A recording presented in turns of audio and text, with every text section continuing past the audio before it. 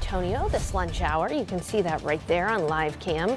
But by the time of the evening commute, the rain will be done with. So if you're worried about that for the afternoon commute, driving in the rain, I would put your mind at ease right now. It should be drier around 4, 5, 6 o'clock. Molds are moderate at 700, but this little bit of extra rain might cause molds to go up tomorrow. The aquifer is down 0.3 of a foot over the last 24 hours. And as we take a look at the dew points, right now it is very humid in San Antonio, but weak front moving through, bringing in drier air, which means it's going to be sunny tomorrow, starting a sunny stretch for us and even cooler for Thanksgiving. Details soon.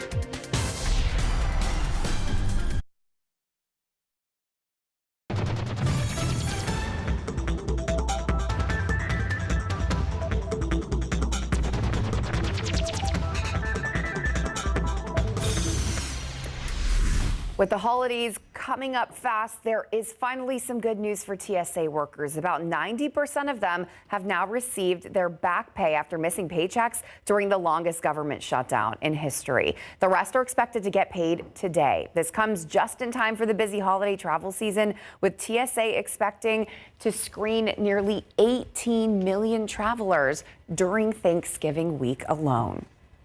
And speaking of holiday travel, as families prepare to travel on Thanksgiving Day, the FAA warns this could be the busiest travel period in the airports in nearly 15 years. AAA says even more people are expected to get to their destination by car. ABC's Lionel Moyes is in New York, tracking the record-breaking Thanksgiving travel season. With Thanksgiving days away, millions of Americans are on the move this week for what's forecasted to be record-breaking Thanksgiving travel. According to AAA, almost 90% of travelers will go by car, expecting more than 73 million people to drive.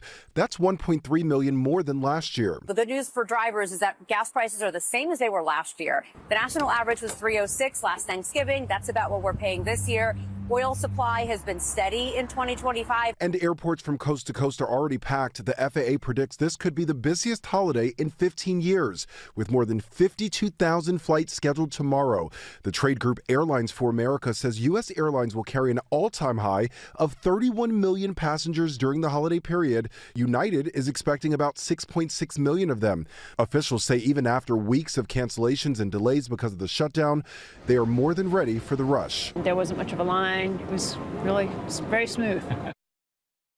And if you are planning to travel this year, experts say you should avoid traveling tomorrow. That is expected to be the peak travel day. Also, the Sunday after Thanksgiving, the busiest air travel day of the entire year. Lionel Moyes, ABC News, New York. Well, an older adult has died from a rare bird flu strain in the state of Washington. The state health department says this is the first case in 9 months and only the second death reported in the U.S. The person did have underlying health issues and was hospitalized for treatment. The CDC says the risk to most people is still very low, as bird flu usually affects birds and some animals and not humans. But speaking of bird diseases, the U.S. turkey population is at its lowest in nearly 40 years, with about 195 million birds this year. That's because of several outbreaks of bird disease. With Thanksgiving coming up, turkey prices are expected to be up about 40% from last year. But don't worry, because experts say there won't be a big shortage this holiday season. Okay, so we have got some rain out there as you're stepping out the door for lunch maybe, and I want to show you on the radar here, the authority radar, where that rain is. Now, we're not really seeing any thunder and lightning locally. It's just plain old rain.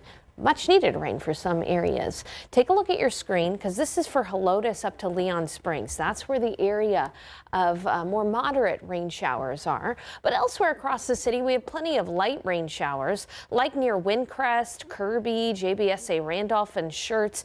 Light rain shower pushing east there across the city.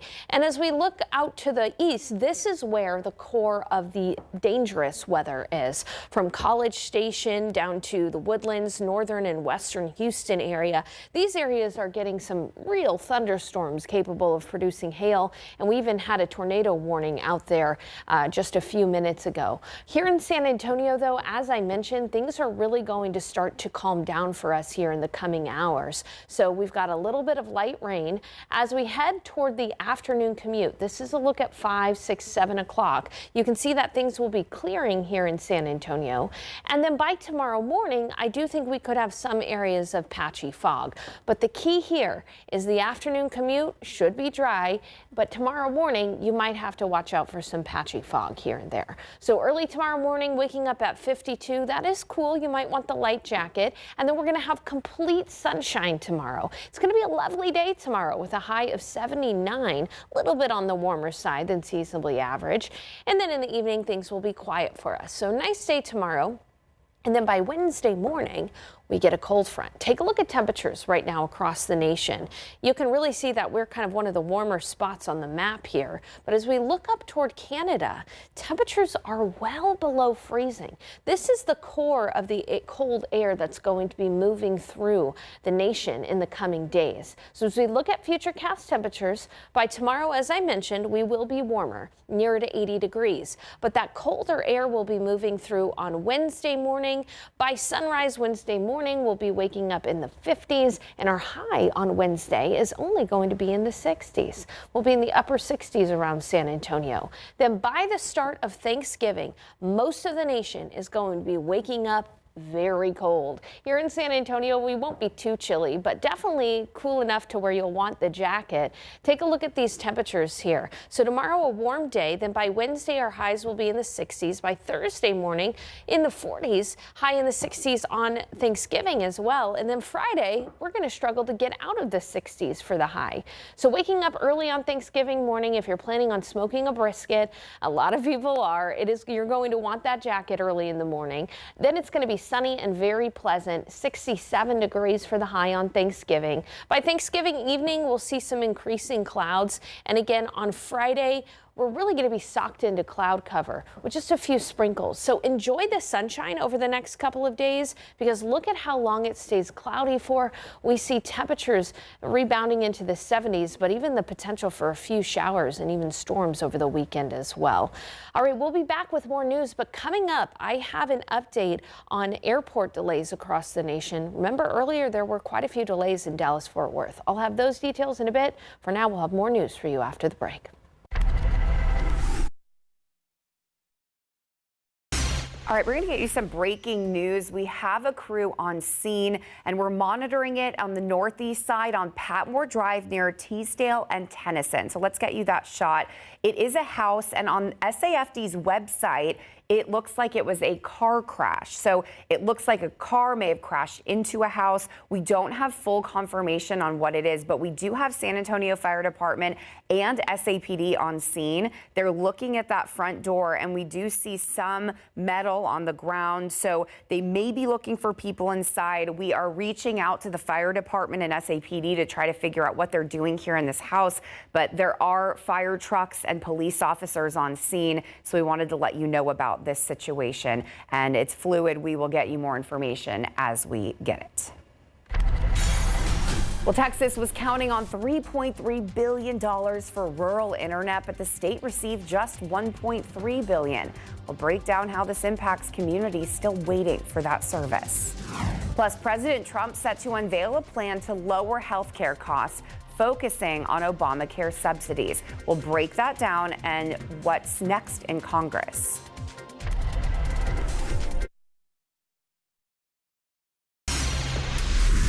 All right, welcome back. We just showed you this breaking news scene, and as we were going into our commercial break, we got information from the San Antonio Fire Department. It turns out a pickup truck hit this home. There were 2 people inside, but luckily no injuries are showing up as of now. We're asking more questions, but this is why there's a fire truck there. This is near Teasdale and Tennyson, and SAPD is there. The fire department is there. We can't really see which car that is, but there may have been a car closer to that front door. That's where all of this attention is being focused. So we're again told a pickup truck ran into this house. 2 people were thought to be inside, but as of now, we don't have any information of injuries. Again, we are asking more questions. We'll let you know if they get back to us within the noon show. In other news, we're expecting SAPD to release more details soon about whether one suspect acted alone in the murders of 2 unhoused men found dead just a day apart. Community members gathered Sunday night for a vigil honoring 29-year-old Daryl Fields and 62-year-old Perry Baca. Both were experiencing homelessness, and bodies were discovered within a half-mile of each other. Police have arrested 18-year-old Noah West, charging him with one of the murders. SAPD says they're not looking for additional suspects because the cases appear to be connected. People at the vigil say violence against homeless residents is far too common in San Antonio. And according to an affidavit, West was seen on surveillance video with an item police believe he used to kill Fields and Baca. Well, the state was expecting $3.3 million from a federal program to boost internet access, especially in rural areas, but instead is getting about $1.3 billion, which has left many people disappointed. Rural Texans have been waiting years for this cash, and with over 7 million people still without broadband, the need is huge. The money will help connect thousands of homes with fiber, satellite, and wireless internet, but it's clear it will not cover everything. Local leaders and internet providers say this is a big hit, but they're hoping it's just one step towards better access for everyone in Texas.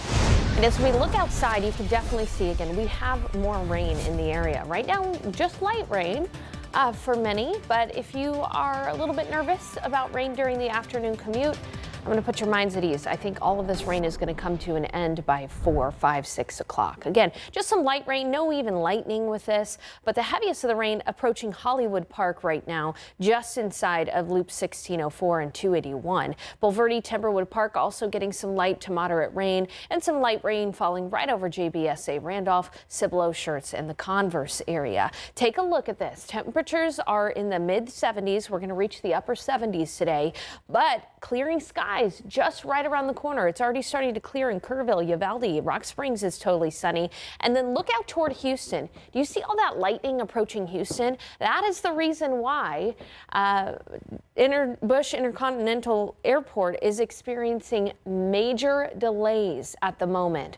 Planes not able to land, planes not able to leave because of the storms approaching. That is the only airport across the nation that is experiencing major delays. Earlier, Dallas-Fort Worth was experiencing delays because of the same storm system. So again, you're going to want to check with your flights, or if your friends or family are flying in and Houston is a stop, they are going to have some major delays. But rain today in San Antonio, dry by the afternoon for the commute. Tomorrow it'll be sunny, warmer with low humidity.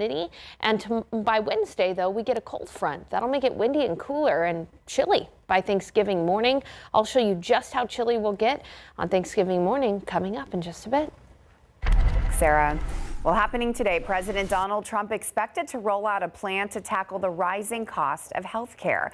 Now, sources tell us that details and timing might shift, but it looks like the plan will focus on the expiring Obamacare subsidies. Health policy organization KFF says that without pandemic-era help, premiums could more than double. Democrats say their recent fight over the government shutdown was all about trying to stop that from happening. So keep an eye out. The Senate is set to vote on a related bill next month. The Justice Department is asking a federal judge in Florida to reconsider unsealing grand jury materials from the Epstein case. A judge previously denied this request, but now the DOJ is pushing again after Congress passed a bill calling for all documents to be made public. Epstein died by suicide in 2019 while awaiting trial on sex trafficking charges, and many of his early crimes happened in Florida. It's still unclear which files will be released or if some will remain sealed due to ongoing investigations. Now to the latest on the war in Ukraine. Nearly 4 years after Russia's invasion, Ukrainian and European officials met in Geneva to discuss peace talks. But critics argue the plan is too lenient on Russia. This as Russia is now occupying 1/5 of Ukraine.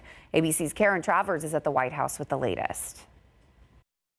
President Trump on social media this morning suggesting that something good may be happening regarding the peace talks to end the war between Russia and Ukraine, but he cautioned, don't believe it until you see it. The president's post follows a hastily organized high-stakes meeting on Sunday between U.S. and Ukrainian officials in Geneva on a proposed peace deal to end the Russia-Ukraine war. We've made substantial progress. Today was the best day we have had in our entire 10 months of working on these issues. Negotiators are working to revise a peace plan offered by the U.S., a plan that would have handed over more Ukrainian territory to Russia and slashed the Ukrainian military in half. The deal would also require Ukraine to promise it will never join NATO. It is very good news that this framework is being revised. It was very much pro-Russia the way it was drafted. President Trump had threatened to cut off all U.S. military support and intelligence sharing unless Ukraine agreed to a deal, according to a Ukrainian official, demanding it be done by Thursday. But that deadline appears to be pushed back, with both the U.S. and Ukraine saying differences have been narrowed. Ukrainian negotiators now on their way back home to brief President Zelensky.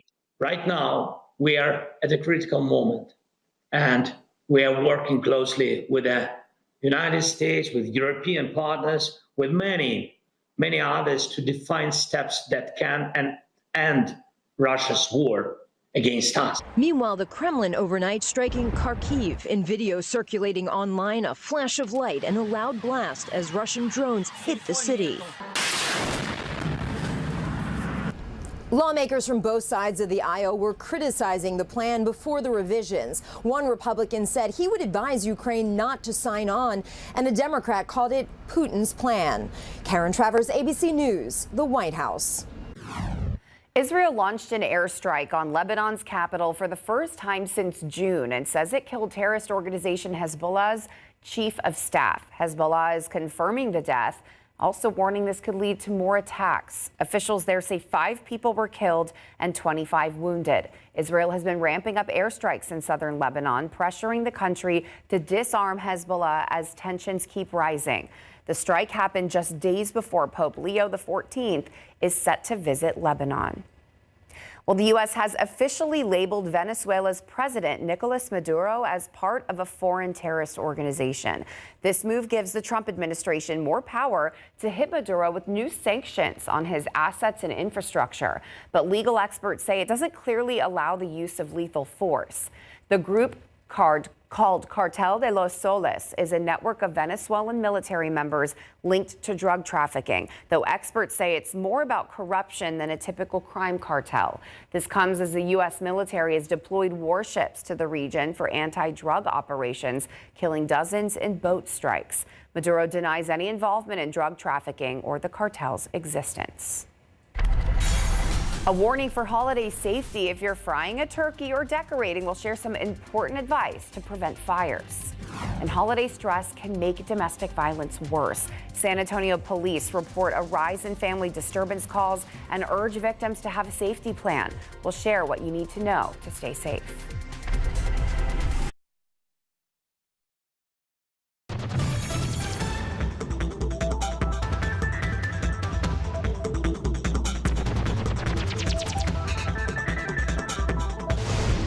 We've got free car washes across the city of San Antonio in the form of some light to moderate rain for some neighborhoods. No lightning, no severe weather with this, just some passing showers. And if you're nervous about the afternoon commute, no need to be, because we expect rain chances to really come to an end by 3-4 o'clock this afternoon. They might cause the allergens to go up, though. Mild or moderate today, but might be high tomorrow because of the rain ongoing. Unfortunately, this light rain just isn't going to cut it when it comes to the aquifer. Aquifer is down 0.3 of a foot over the last 24 hours. Hey, if you or your family is planning on traveling across the nation this week and even into next weekend, I've got the latest travel cast for you in just a bit.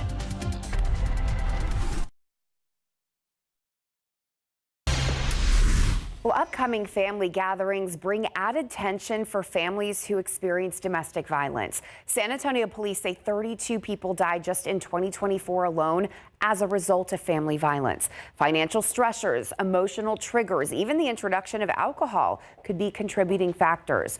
Organizations that advocate for victims of domestic violence want families to know you are not alone. The San Antonio Police Department and Metro Health will be working around the clock to make sure families who need a safe place can find one. They say it's very important for victims to have a plan to increase safety as violence escalates. Leaving is the most dangerous time. They say to put aside a bag with money, keys, and a cell phone so you can get out quickly if you need to leave. Create code words with family members in case you need them to take you to a safe place, or call 911. And police are already documenting a rise in family disturbance calls. We noticed that between November and December, our crisis response team and our local community partners see an uptick in cases between those months. And right now, it's about a 25% increase already. And so we know that because there's the holidays coming, the cases rise. It is important to remember abuse is not just physical. It can be mental, emotional, sexual, or financial. Knowing the signs can help a coworker, neighbor, or friend. So on your screen, there's a QR code that you can scan. It'll take you to our Loving in Fear webpage on domestic violence, where you can find resources like shelters, legal services, and 24/7 hotlines.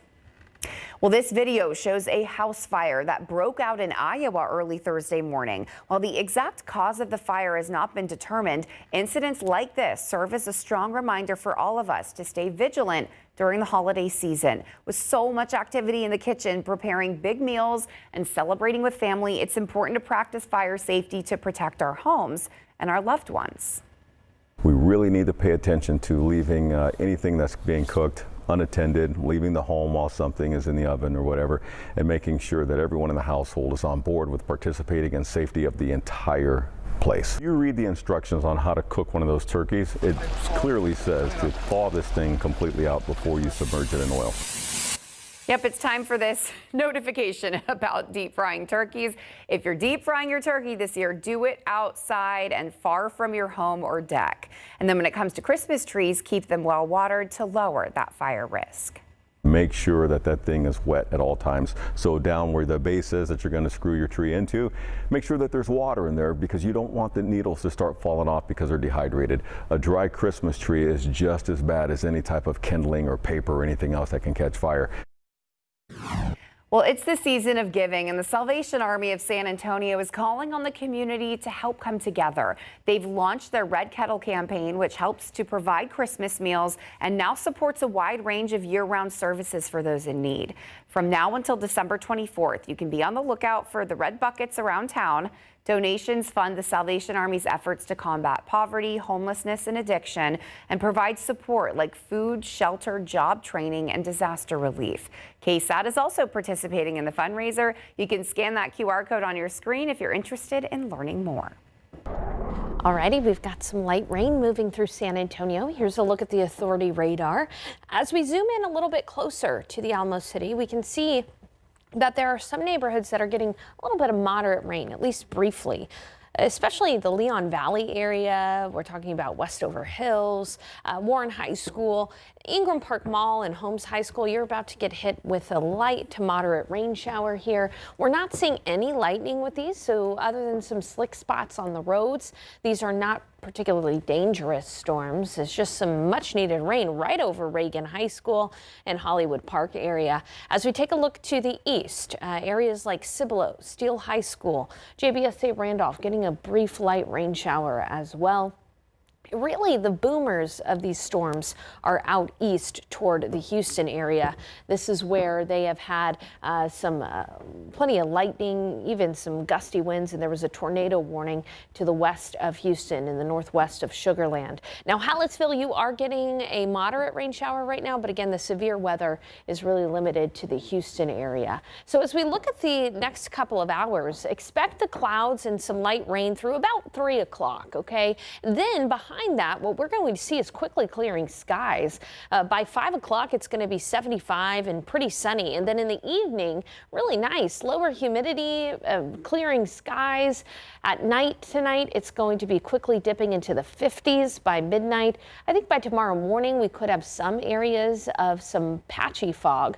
But look what happens with the humidity. Humidity plummets in the next couple of hours. It'll be pleasantly dry Tuesday, Wednesday, and Thursday before we start to see humidity return by the weekend. This is going to have a big effect on our cloud cover in our sky. So today we're pretty cloudy. Tomorrow through Thanksgiving, we're going to be pleasantly sunny. Then by Friday, clouds will build back in. It'll be cloudy again on Saturday and Sunday, with even the potential for a little bit of light rain on the weekend as well.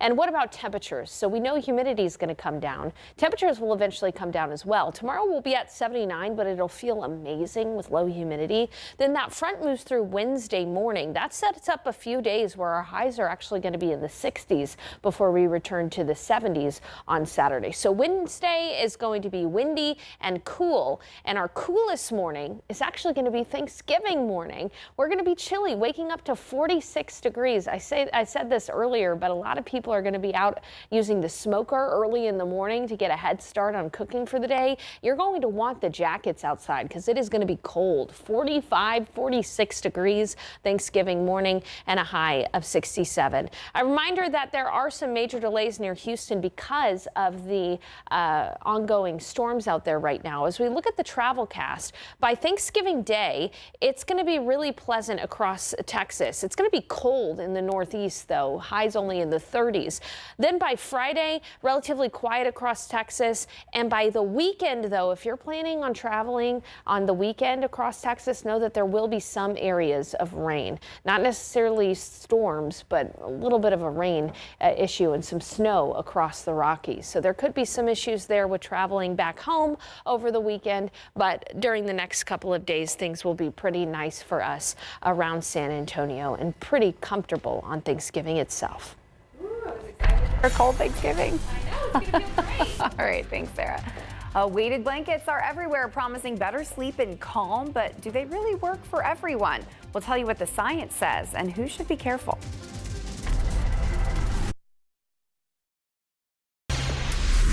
Well, they've been touted as a cure for anxiety and sleepless nights, but the science behind weighted blankets may not be as solid as the claims. With more, here is Melissa Adon. Once a niche tool for those with autism or sensory issues, weighted blankets have gone mainstream, promising calm and better sleep for everyone. Filled with glass beads or plastic pellets, they use deep pressure stimulation to mimic a comforting hug. Research suggests that the blankets may be beneficial for people with diagnosed mental health conditions. One study published in the Journal of Clinical Sleep found reduced severity of insomnia in patients with depression and anxiety. Other studies report lower anxiety in psychiatric inpatients who use them. But for those healthy, many of the studies lack quality data and offer little proof that sleeping under a weighted blanket can help someone who is casually anxious, though it may be somewhat beneficial for shift workers and power nappers. Weighted blankets are generally safe to use unless you have a condition like asthma or claustrophobia. But check with your doctor before you crawl under one. With this Medical Minute, I'm Melissa Adon.